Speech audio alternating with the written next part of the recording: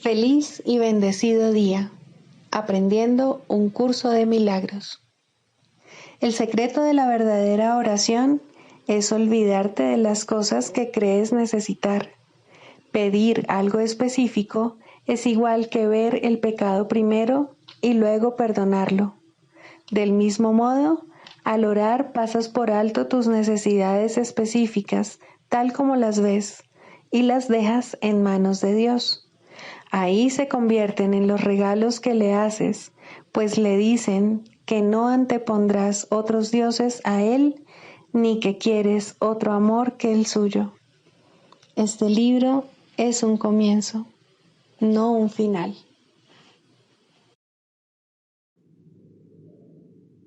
Del prefacio, que postula, párrafo 10. Lo opuesto a ver con los ojos del cuerpo es la visión de Cristo, la cual refleja fortaleza en vez de debilidad, unidad en vez de separación y amor en vez de miedo. Lo opuesto a oír con los oídos del cuerpo es la comunicación a través de la voz que habla en favor de Dios, el Espíritu Santo, el cual mora en cada uno de nosotros. Su voz nos parece distante y difícil de oír, porque el ego, que habla en favor del yo falso y separado, parece hablar a voz en grito. Sin embargo, es todo lo contrario. El Espíritu Santo habla con una claridad inequívoca y ejerce una atracción irresistible. Nadie puede ser sordo a sus mensajes de liberación y esperanza, a no ser que elija identificarse con el cuerpo. Ni nadie puede dejar de aceptar jubilosamente la visión de Cristo a cambio de la miserable imagen que tiene de sí mismo. Introducción. Este es un curso de milagros. Es un curso obligatorio. Solo el momento en que decides tomarlo es voluntario. Tener libre albedrío no quiere decir que tú mismo puedas establecer el plan de estudios. Significa únicamente que puedes elegir lo que quieres aprender en cualquier momento dado. Este curso no pretende enseñar el significado del amor, pues eso está más allá de lo que se puede enseñar. Pretende, no obstante, despejar los obstáculos que impiden experimentar la presencia del amor, el cual es tu herencia natural. Lo opuesto al amor es el miedo, pero aquello que todo lo abarca no puede tener opuestos. Este curso puede, por lo tanto, resumirse muy simplemente de la siguiente manera. Nada real puede ser amenazado. Nada irreal existe. En esto radica la paz de Dios. Capítulo 1. El significado de los milagros. Primero, principios de los milagros. Principio 33. Los milagros te honran porque eres digno de ser amado.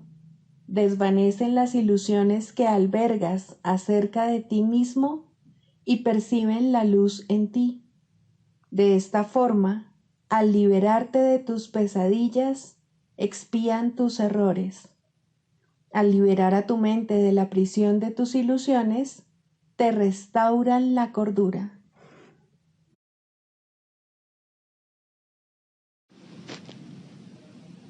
Capítulo 16. El perdón de las ilusiones. Segundo, el poder de la santidad. Puede que aún pienses que no es posible entender lo que es la santidad, porque no puedes ver cómo se puede extender de manera que incluya a todo el mundo. Y se te ha dicho que para que seas santa, tiene que incluir a todo el mundo. La extensión de la santidad no es algo que te deba preocupar, pues no comprendes la naturaleza de los milagros. Tampoco eres tú el que los obra. Esto lo demuestra el hecho de que los milagros se extienden más allá de los límites que tú percibes. ¿Por qué preocuparte por cómo se va a extender el milagro a toda la filiación cuando no entiendes lo que es el milagro? Un atributo no es más difícil de entender que el todo del que forma parte. Si los milagros existen, sus atributos tienen que ser milagrosos al ser parte de ellos. Existe una tendencia a fragmentar y luego a ocuparse de la verdad de una pequeña porción del todo. Eso no es más que un intento de evitar el todo o de no querer contemplarlo, concentrándote en lo que crees que te sería más fácil entender, lo cual no es sino otra manera en la que aún tratas de limitarte a tu propio entendimiento. Otra manera de considerar los milagros, que es mucho mejor y más útil, es esta. Los milagros son algo que no entiendes ni total ni parcialmente, pero se han manifestado a través de ti. Por lo tanto, tu entendimiento no es necesario, mas sigue siendo imposible llevar a cabo lo que no entiendes. Así que debe haber algo en ti que sí entiende. Es imposible que los milagros te parezcan naturales, porque lo que has hecho para hacerle daño a tu mente la ha vuelto tan antinatural que no recuerda lo que le es natural. Y cuando se te dice lo que es natural, no puedes comprenderlo.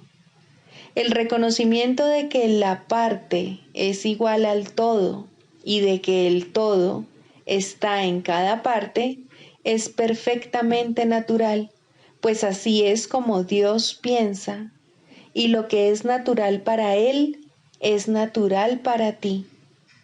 Una percepción completamente natural te mostraría de inmediato que es imposible que haya grados de dificultad en los milagros, pues ello estaría en contradicción con su significado. Y si pudieses comprender su significado, sus atributos no podrían causarte perplejidad. Has obrado milagros, pero es muy evidente que no los has obrado solo. Cada vez que te extendiste hasta otra mente y te uniste a ella, tuviste éxito. Cuando dos mentes se unen y comparten una idea por igual, se establece el primer eslabón de la conciencia de que la filiación es una. Cuando estableces esta unión, tal como el Espíritu Santo te pide, y se la ofreces para que Él se valga de ella como crea conveniente, la percepción que naturalmente tiene de dicho regalo le permite a Él comprenderla y a ti usar su comprensión en beneficio propio. Es imposible convencerte de la realidad de lo que sin duda se ha logrado por el hecho de haber estado tú dispuesto a ello, mientras creas que a menos que tú lo entiendas no es real. ¿Cómo puedes tener fe en la realidad mientras sigas empeñado en querer hacerla irreal?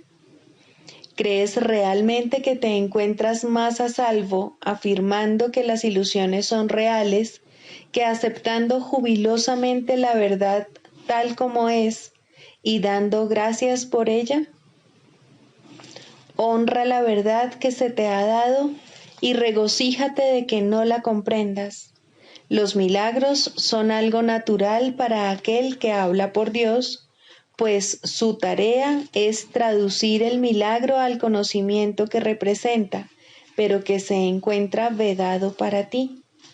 Permite que el entendimiento que Él tiene de los milagros te baste, y no les vuelvas la espalda a los testigos que Él te ha dado, quienes dan fe de su realidad. No hay prueba que pueda convencerte de la verdad de lo que no deseas. No obstante, tu relación con Él es real. No veas esto con miedo, sino con regocijo. Aquel que invocaste está contigo. Dale la bienvenida y honra a los testigos que te traen las buenas nuevas de su llegada.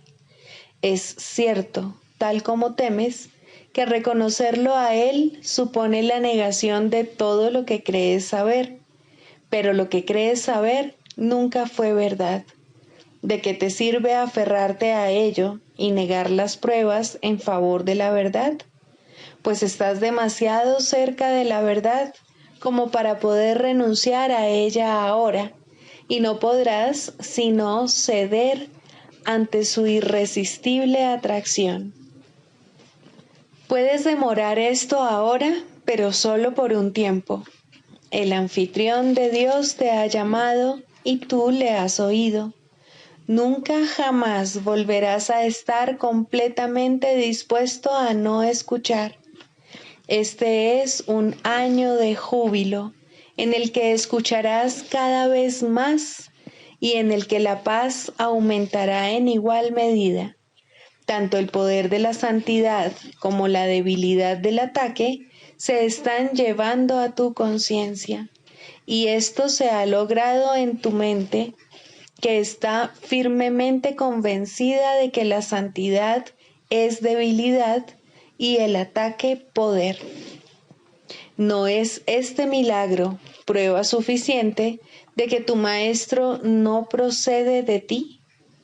Pero recuerda también que cada vez que escuchaste su interpretación, los resultados te produjeron júbilo.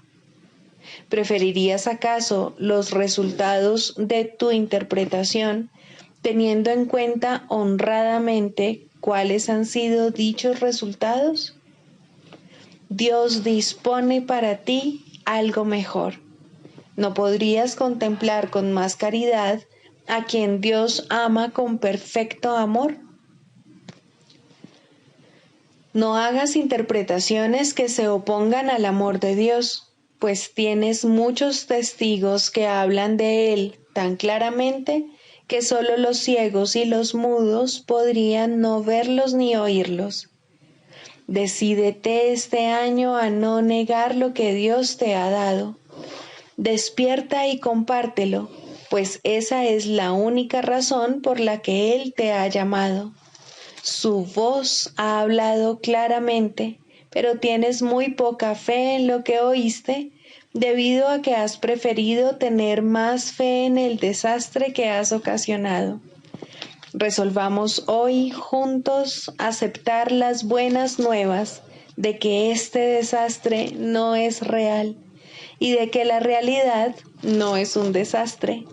La realidad es algo seguro, está a salvo y es completamente bondadosa con todo el mundo y con todas las cosas.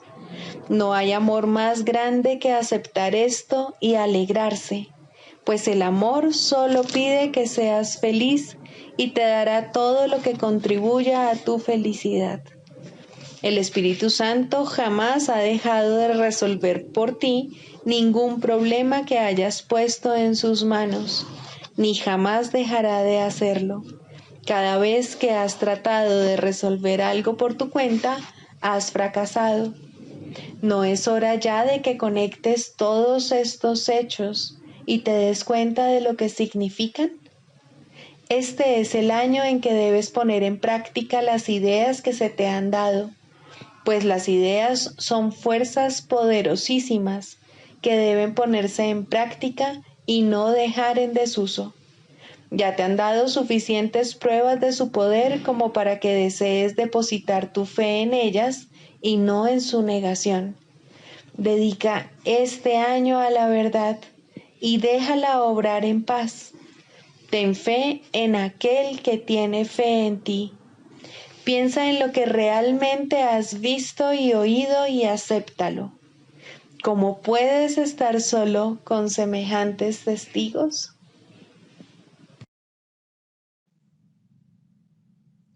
Lecciones finales. Introducción. En nuestras lecciones finales utilizaremos la mínima cantidad de palabras posible. Tan solo las utilizaremos al principio de nuestras prácticas y únicamente para que nos recuerden que lo que buscamos es ir más allá de ellas. Dirijámonos a aquel que nos guía en nuestro camino y que imparte seguridad a nuestros pasos. En sus manos dejamos estas lecciones y de aquí en adelante le entregamos también nuestras vidas, pues no queremos volver a creer en el pecado, que fue lo que hizo que el mundo pareciese un lugar feo e inseguro, hostil y destructor, peligroso desde cualquier punto de vista y traicionero más allá de cualquier esperanza de poder tener confianza o de escapar del dolor. El suyo es el único camino para hallar la paz que Dios nos ha dado. Su camino es el que todo el mundo tiene que recorrer al final, pues este es el final que Dios mismo dispuso. En el sueño del tiempo, este final parece ser algo muy remoto. Sin embargo, en verdad ya está aquí, como un amable guía que nos indica qué camino tomar. Marchemos juntos por el camino que la verdad nos señala, y seamos los líderes de los muchos hermanos que andan en busca del camino, pero que no lo encuentran. Consagremos nuestras mentes a este propósito, poniendo todos nuestros pensamientos al servicio de la salvación. La meta que se nos ha asignado es la de perdonar al mundo. Esa es la función que Dios nos ha encomendado, y lo que buscamos es el final del sueño, no como nosotros queremos que dicho final sea, sino como lo quiere Dios, pues no podremos sino reconocer que todo aquello que perdonamos es parte de Dios mismo, y así su recuerdo se reinstaurará en nosotros completamente y en su totalidad. Nuestra función es recordarlo a Él aquí en la tierra, tal como se nos ha dado ser su propia compleción en la realidad. No nos olvidemos, por lo tanto, de que nuestro objetivo es uno que compartimos, pues en ese recordar es donde radica el recuerdo de Dios y lo que nos señala el camino que conduce hasta Él y hasta el remanso de su paz. ¿Cómo no vamos a perdonar a nuestro hermano, que es quien nos puede ofrecer esto? Él es el camino, la verdad y la vida que nos muestra el sendero. En Él reside la salvación que se nos ofrece a través del perdón que le concedemos. No terminaremos este año sin el regalo que nuestro Padre le prometió a su Santo Hijo. Hemos sido perdonados y nos encontramos a salvo de toda la ira que le atribuíamos a Dios y que después descubrimos no era más que un sueño. Se nos ha restituido la cordura en la que comprendemos que la ira es una locura, el ataque algo demente y la venganza una mera fantasía pueril. Nos hemos salvado de la ira porque nos dimos cuenta de que estábamos equivocados. Eso es todo. ¿Y se encolerizaría un padre con su hijo porque éste no hubiese comprendido la verdad? Venimos a Dios y con honestidad le decimos que no habíamos entendido y le pedimos que nos ayude a aprender sus lecciones a través de la voz del Maestro que Él mismo nos dio. ¿Iba acaso Dios a hacerle daño a su Hijo? o bien se apresuraría a contestar de inmediato diciendo, este es mi hijo y todo lo que tengo le pertenece? Ten por seguro que así es como responderá, pues estas son sus propias palabras para ti, y nadie podrá jamás tener más que esto, pues en esas palabras yace todo lo que existe y todo lo que jamás existirá por los siglos de los siglos, así como en la eternidad. Lección 361. Te entrego este instante santo. Sé tú quien dirige, pues quiero simplemente seguirte, seguro de que tu dirección me brindará paz. Y si necesito una palabra de aliento, Él me la dará. Si necesito un pensamiento, Él me lo dará también. Y si lo que necesito es quietud y una mente receptiva y serena, esos serán los regalos que de Él recibiré. Él está a cargo a petición mía, y me oirá y contestará, porque Él habla en nombre de Dios, mi Padre, y de su Santo Hijo. Del Manual para el Maestro, pregunta 4. ¿Cuáles son las características de los maestros de Dios? 7. Generosidad. La palabra generosidad tiene un significado especial para el Maestro de Dios. No es el significado usual de la palabra.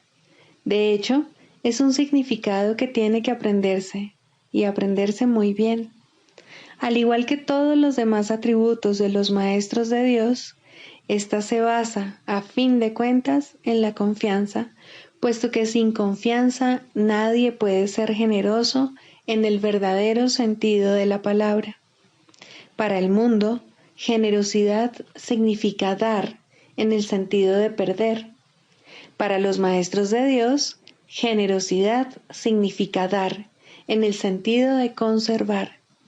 Se ha hecho hincapié en esta idea a lo largo del texto, así como en el libro de ejercicios, pero tal vez sea más extraña para el pensamiento del mundo que muchas de las otras ideas de nuestro programa de estudios. Lo que la hace más extraña es el hecho de que es obviamente lo opuesto a la manera de pensar del mundo.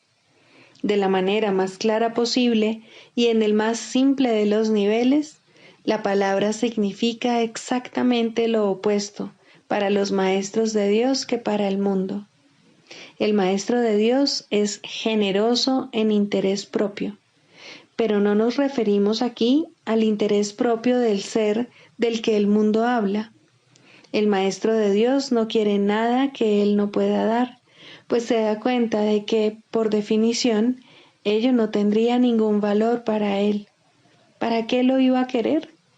Solo podría perder por su causa, no podría ganar nada. Por lo tanto, no busca nada que sea solo para él, ya que eso sería la garantía de que lo perdería. No quiere sufrir, porque entonces iba a querer buscarse dolor, pero sí quiere conservar todas las cosas que son de Dios y que, por ende, son para su Hijo. Esas son las cosas que le pertenecen. Esas sí que las puede dar con verdadera generosidad, conservándolas de este modo para sí mismo eternamente.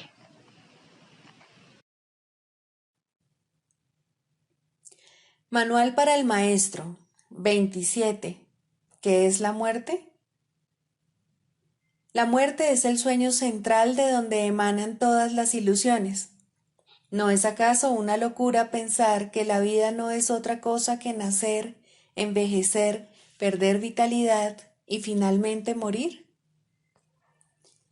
Ya hemos planteado esta pregunta anteriormente, pero ahora debemos examinarla con mayor detenimiento. La creencia fija e inalterable del mundo es que todas las cosas nacen para morir. Se considera que así es como opera la naturaleza y ello no se debe poner en tela de juicio, sino que debe aceptarse como la ley natural de la vida. Lo cíclico, lo cambiante y lo incierto, lo inestable y lo inconstante, lo que de alguna manera crece y mengua siguiendo una trayectoria determinada, es lo que se considera la voluntad de Dios. Y nadie se pregunta si un creador benigno hubiese podido disponer algo así. Si el universo que percibimos fuese tal como Dios lo creó, sería imposible pensar que Dios es amoroso, pues aquel que ha decretado que todas las cosas mueran y acaben en polvo, desilusión y desesperanza, no puede sino inspirar temor. Tu insignificante vida está en sus manos, suspendida de un hilo que Él está listo para cortar sin ningún remordimiento y sin que le importe, tal vez hoy mismo. Y aun si esperase, el final es seguro de todas formas. El que ama a un Dios así no conoce el amor, ya que ha negado que la vida sea real. La muerte se ha convertido en el símbolo de la vida. Su mundo es ahora un campo de batalla en donde reina la contradicción y los opuestos luchan en una guerra interminable. Allí donde hay muerte es imposible la paz. La muerte es el símbolo del temor de Dios. La idea de la muerte oculta su amor y lo mantiene al margen de la conciencia, cual un escudo puesto en alto para bloquear el sol. Lo siniestro de este símbolo basta para demostrar que la muerte no puede coexistir con Dios. La muerte presenta una imagen del Hijo de Dios en la que ésta acaba descansando en paz, en los brazos de la devastación, donde los gusanos lo esperan para darle la bienvenida y así prolongar un poco más su propia existencia gracias a su muerte. Mas los gusanos están igualmente condenados a morir, y de esta forma todas las cosas viven gracias a la muerte. En la naturaleza, el devorarse unos a otros es la ley de la vida. Dios está loco y solo el miedo es real. La extraña creencia de que una parte de las cosas que mueren puede seguir existiendo separada de lo que muere, tampoco proclama a un Dios amoroso, ni vuelve a sentar las bases para que se tenga confianza. Si la muerte es real para una sola cosa, la vida no existe. La muerte niega la vida, pero si la vida es real, lo que se niega es la muerte. En este caso no puede haber transigencia alguna.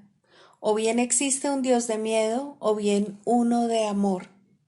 El mundo intenta hacer miles de transigencias al respecto y tratará de hacer 1000 más.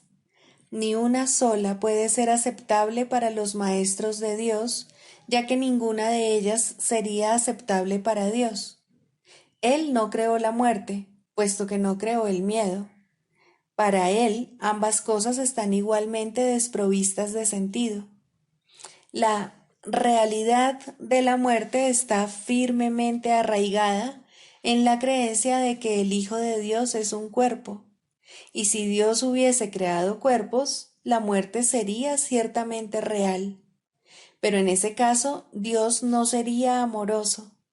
Ningún otro punto ilustra en forma tan clara el contraste que existe entre la percepción del mundo real y la del mundo de las ilusiones.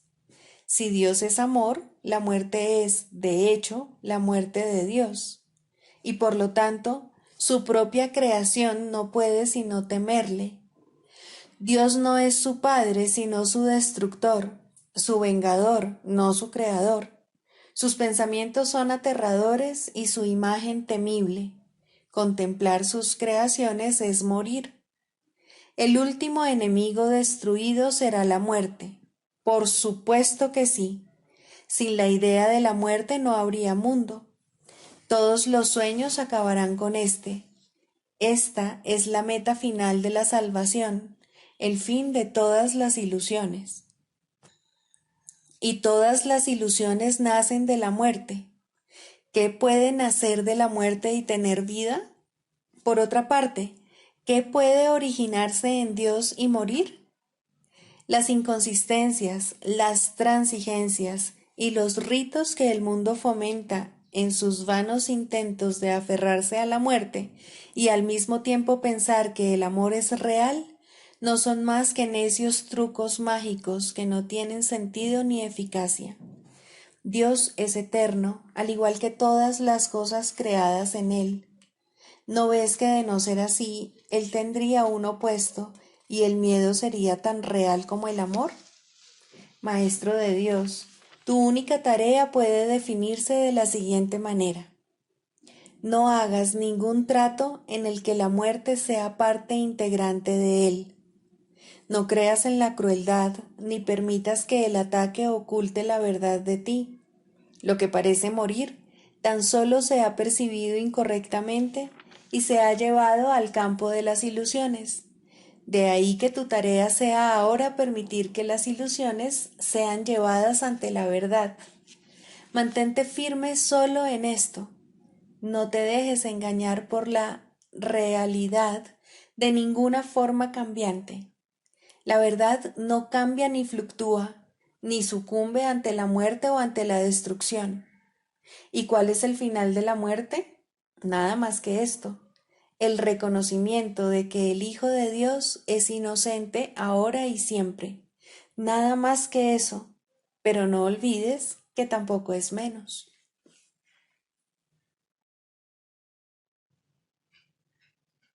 Clarificación de términos. El perdón, la faz de Cristo. El perdón es el medio que nos lleva a Dios y que nos permite alcanzarle, mas es algo ajeno a Él. Es imposible concebir que algo creado por Él pueda necesitar perdón. El perdón, entonces, es una ilusión, pero debido a su propósito, que es el del Espíritu Santo, hay algo en ella que hace que sea diferente. A diferencia de las demás ilusiones, nos aleja del error en vez de acercarnos a él.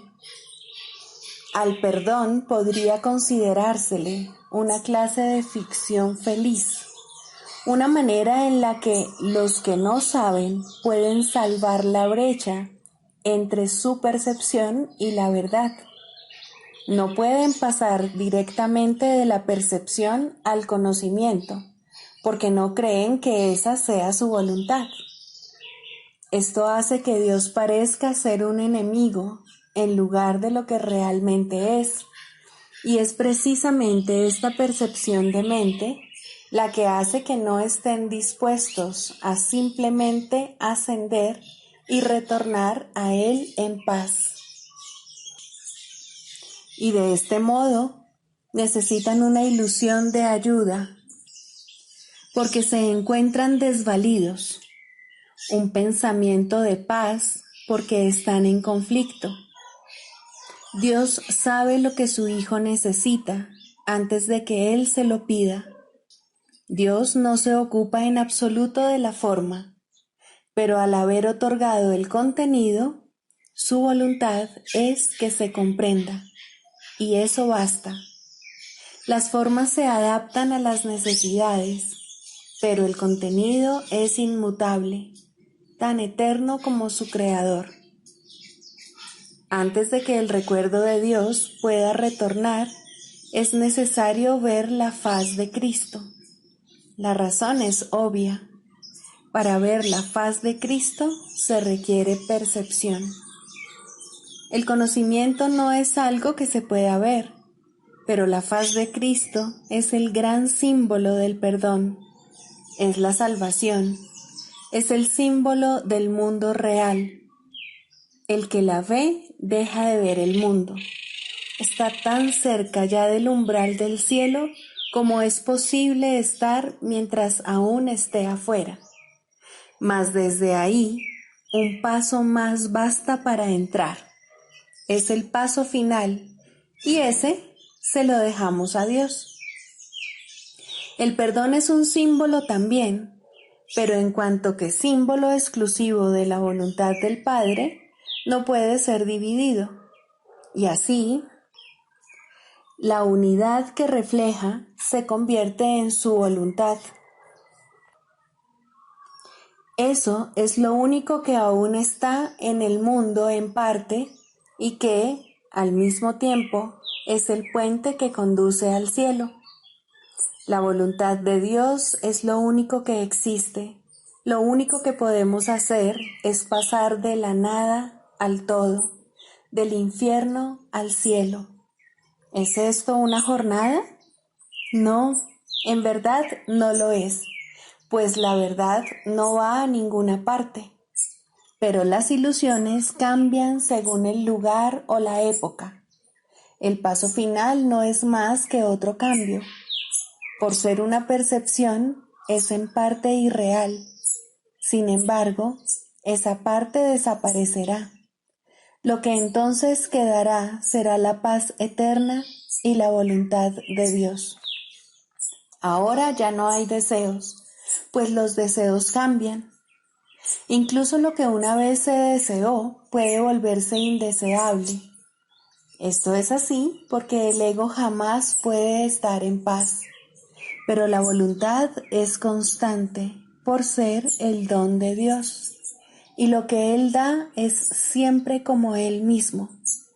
Este es el propósito de la faz de Cristo. Es el regalo de Dios para la salvación de su Hijo. Contempla únicamente esto y habrás sido perdonado. Cuán hermoso se vuelve el mundo en ese instante en el que ves la verdad acerca de ti mismo reflejada en él. Ahora estás libre de pecado y contemplas tu impecabilidad. Ahora eres santo y así lo percibes. Y ahora la mente retorna a su Creador, la unión de Padre e Hijo, la unidad de unidades que se encuentra detrás de toda unión, aunque más allá de todas ellas. No se ve a Dios, sino que únicamente se le comprende. No se ataca a su Hijo, sino que se le reconoce.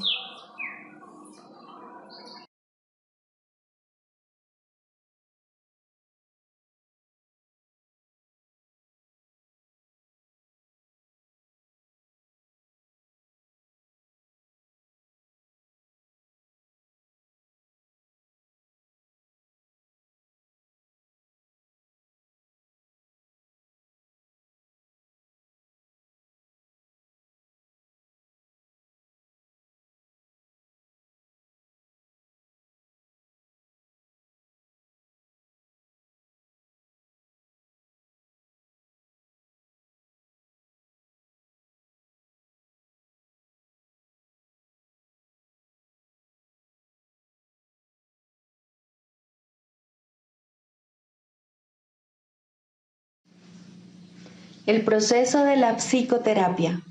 Séptimo, la relación paciente-terapeuta ideal. ¿Quién es entonces el terapeuta y quién el paciente? Al final, todo el mundo desempeña ambos papeles. Aquel que necesita curación debe curar. Médico, cúrate a ti mismo. ¿Quién más, sino tú, necesita curarse? ¿Quién más, si no, necesita curación? Cada paciente que acude a un terapeuta le ofrece a éste la oportunidad de curarse a sí mismo. Por lo tanto, es su terapeuta. Y cada terapeuta debe aprender a curarse con cada paciente que acude a él. De esta manera, el terapeuta se convierte en el paciente. Dios no sabe nada de separación. Lo único que sabe es que tiene un hijo. Su conocimiento se ve reflejado en la relación paciente-terapeuta ideal. Dios acude a aquel que lo llama y éste se reconoce a sí mismo en él. Piensa detenidamente, maestro y terapeuta, por quién oras ¿Y quién es el que necesita curación? Pues la terapia es oración y la curación es su mira y su resultado. ¿Qué es la oración sino la unión de mentes en una relación en la que Cristo puede entrar a formar parte? Esa es su morada, a la que la psicoterapia lo invita. ¿Qué sentido tiene la curación de un síntoma si siempre hay otro que se puede elegir? Mas una vez que Cristo ha entrado, ¿qué otra elección hay salvo permitir que se quede? No hay necesidad de más, pues eso es todo. Ahí está la curación, la felicidad y la paz. Estos son los síntomas de la relación paciente-terapeuta ideal, que reemplazan a aquellos con los que el paciente llegó cuando vino pidiendo ayuda.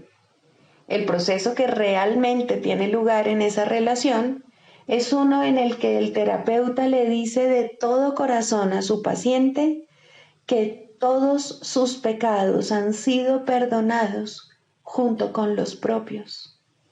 ¿Qué diferencia hay entre la curación y el perdón? Solo Cristo perdona, pues conoce su falta total de pecado. Su visión sana la percepción y la enfermedad desaparece, pues una vez que su causa ha sido eliminada, no vuelve a presentarse más.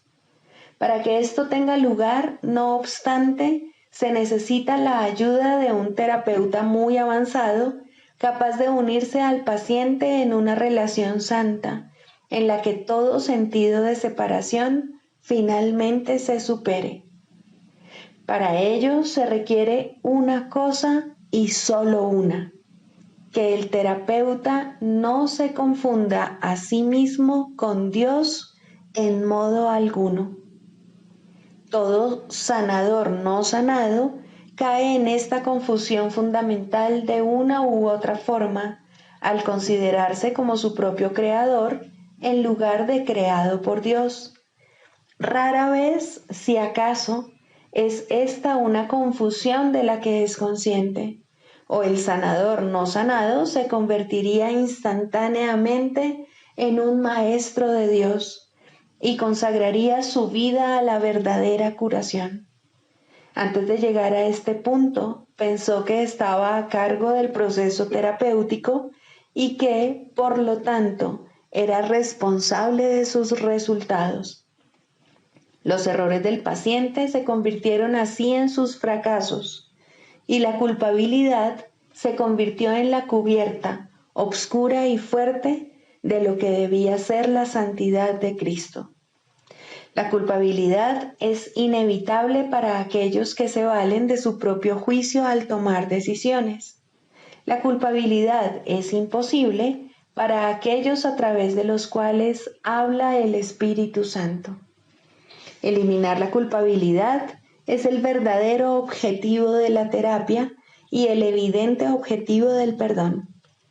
En esto su unicidad se puede apreciar claramente, mas ¿cómo podría experimentar el final de la culpabilidad quien se siente responsable de su hermano en el papel de guía suyo?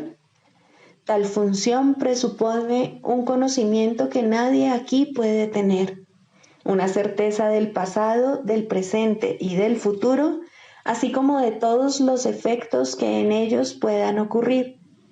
Solo desde esta perspectiva omnisciente podría ser posible semejante función, mas ninguna percepción es omnisciente, ni es el diminuto yo de uno solo contra el universo capaz de asumir que posee tal sabiduría, excepto en la locura. Que muchos terapeutas están locos es obvio.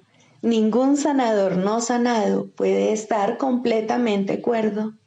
No obstante, es tan demente negarte a aceptar una función que Dios te ha encomendado como lo es inventar una que Él no te dio.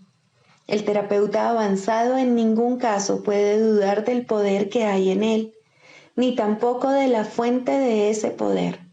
Comprende que todo poder en la tierra y en el cielo le pertenece por ser quien es. Y Él es quien es debido a su Creador, cuyo amor reside en Él y quien jamás puede fallar. Piensa en lo que esto significa. Los regalos de Dios son suyos para dar. Sus pacientes son los santos de Dios, quienes invocan su santidad para hacerla suya. Y según Él las concede, ellos contemplan la radiante faz de Cristo, que, a su vez, los contempla a ellos. Los dementes, al creer que son Dios, no temen ofrecer debilidad al Hijo de Dios, y por esa razón, lo que ven en Él en verdad los atemoriza. El sanador no sanado no puede evitar sentir miedo de sus pacientes y sospechar de su lealtad por la traición que ve en sí mismo. Intenta curar y en ocasiones tal vez lo consiga. Su éxito será limitado y de corta duración. No ve el Cristo en aquel que acude a Él. ¿Qué respuesta puede dar aquel que parece un extraño, ajeno a la verdad y pobre en sabiduría, desprovisto del Dios que le debe ser dado? Contempla a tu Dios en Él, pues lo que ves será tu respuesta. Piensa en lo que en realidad significa la unión de dos hermanos, y luego olvídate del mundo y de todos sus míseros triunfos, así como de sus sueños de muerte. Todos son uno y lo mismo, y ahora nada puede recordarse del mundo de la culpa. La habitación se transforma en un templo y la calle en un torrente de estrellas que, rozando suavemente, se desliza más allá de todos los sueños enfermizos. La curación se ha dado, pues lo que es perfecto no necesita curación. ¿Y que puede necesitar perdón allí donde no hay pecado? Siéntete agradecido, terapeuta, que puedes contemplar cosas como estas solo con entender tu verdadero papel. Si no lo haces, habrás negado que Dios te creó y por ende no sabrás que eres su hijo. ¿Quién es tu hermano ahora? ¿Qué santo puede venir para llevarte con él a casa? Has perdido el rumbo. ¿Cómo puedes ahora esperar ver en él una respuesta que te has negado a dar? Cura y cúrate. No hay otra alternativa que pueda jamás conducir a la paz. Deja entrar a tu paciente, pues viene a ti de parte de Dios. ¿No es acaso su santidad suficiente para despertar en ti tu memoria de Él? El canto de la oración. Primero, la causa de la enfermedad. No confundas el efecto con la causa, ni pienses que la enfermedad se encuentra aparte y separada de lo que no puede sino ser su causa. La enfermedad es una señal, una sombra de un pensamiento malvado que parece ser real y justo, de acuerdo con las normas de este mundo. Es la prueba externa de pecados internos y da testimonio de pensamientos rencorosos que hieren y procuran hacer daño al Hijo de Dios. Curar el cuerpo es imposible, y esto queda demostrado por la brevedad de la cura. El cuerpo acabará muriendo de todas maneras, y así lo único que hace su curación es demorar su retorno al polvo de donde nació y al que volverá. La falta de perdón del Hijo de Dios es la causa del cuerpo. No ha abandonado su fuente, y esto queda claramente demostrado por su dolor y envejecimiento y por la marca de la muerte que pesa sobre sí. El cuerpo les parece temeroso y frágil a quienes piensan que sus vidas están bajo su mandato y vinculadas a su inestable y nimio aliento. La muerte los contempla conforme cada momento que pasa se escapa irrevocablemente de sus avariciosas manos sin poderlos retener, y sienten miedo cuando se producen cambios en sus cuerpos y éstos enferman, pues sienten el fuerte hedor de la muerte en sus corazones. El cuerpo puede sanar como efecto del verdadero perdón. Solo eso puede traer el recuerdo de la inmortalidad, que es el don de la santidad y del amor. El perdón no puede sino ser concedido por la mente que comprende que debe pasar por alto todas las sombras que cubren la santa faz de Cristo, entre las cuales la enfermedad se debe considerar una de ellas. No es nada más que esto, la señal del juicio hecho de un hermano sobre otro hermano y del Hijo de Dios sobre sí mismo, pues ha condenado al cuerpo a hacer su prisión y olvidó que fue Él quien le adjudicó ese papel. Lo que el Hijo de Dios ha hecho, ahora Él mismo tiene que deshacerlo, pero no solo, pues se desprendió de la llave de la prisión, su santa impecabilidad y el recuerdo del amor de su Padre. No obstante, se le ha dado ayuda a través de la voz que su Padre puso en él. El poder de curar es ahora el don que le ha concedido su Padre, pues a través de su voz él puede llegar hasta su Hijo y recordarle que el cuerpo puede convertirse en su morada elegida, pero nunca será su hogar en verdad. Es necesario distinguir, por lo tanto, entre la verdadera curación y su defectuosa contraparte. El mundo de los opuestos es el lugar de la curación, pues, ¿qué podría necesitar curación en el cielo? Tal como en el mundo, la oración puede pedir desacertadamente y la aparente caridad perdonar para matar. Así la curación puede ser tanto falsa como verdadera, testigo del poder del mundo o del eterno amor de Dios.